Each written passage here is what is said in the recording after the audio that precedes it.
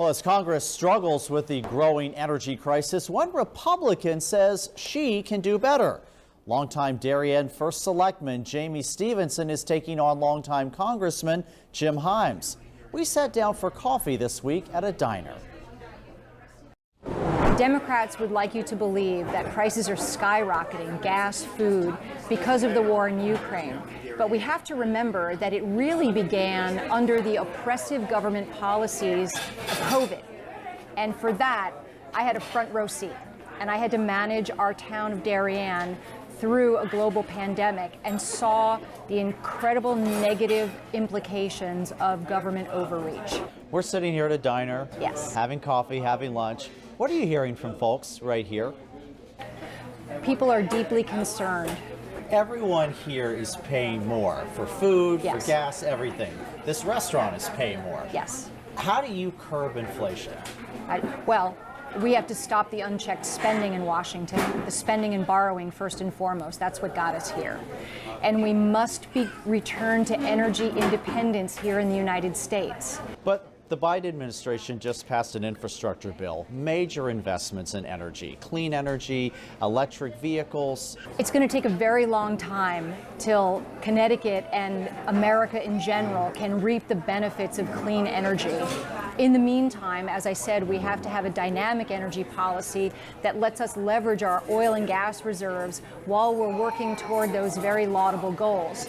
But it's also important to remember that the state of Connecticut has the third highest cost of energy in the nation. So I think folks are a little bit reluctant to buy that electric car that they have to rely on because of the cost of electricity. Let's talk about the election. This is going to be an uphill battle for Republicans. This seat has not been in GOP hands since 2008 when Chris Shays was in Congress. Can you really beat Jim Himes? I absolutely can beat Jim Himes. The issues today are so different than the last time he ran. You know, we've suffered through the global pandemic.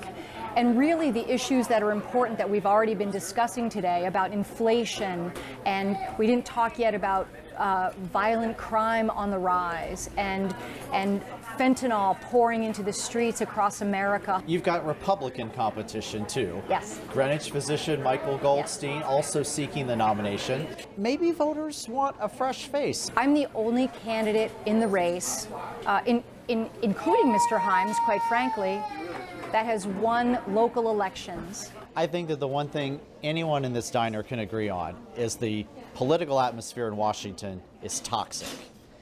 Is there a place in Washington, in the Republican Party, for a moderate? Absolutely. You need all kinds of voices in Washington, and I think I'm exactly the kind of leader that Washington needs at this moment. I have to ask about Donald Trump. Did Joe Biden rightfully win the election? Yes, he did.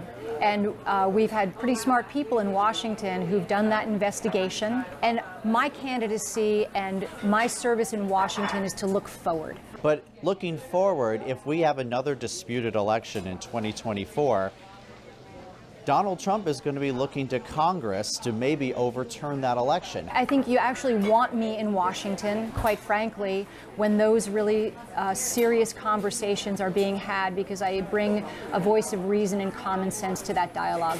Well, the Republican Party will endorse a candidate on May 5th, but voters could ultimately decide in a primary.